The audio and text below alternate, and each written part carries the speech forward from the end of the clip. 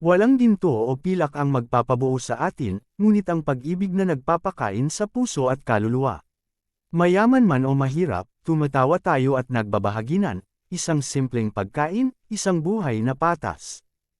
Sa aming mesa, magkatabi, walang taong sobrang engrandi, walang mapagtatagwan. Isang simpleng pagkain, ngunit ang mga puso ay maliwanag, para sa pag-ibig at kapayapaan ay lumiwanag sa gabi. Ang upuan ay nakatakda para sa bata at matanda, para sa mga pusong nagniningning sa kabila ng ginto. Walang kayamanan ang mabibili ang saya na nakikita natin, sa table na ito, libre tayo.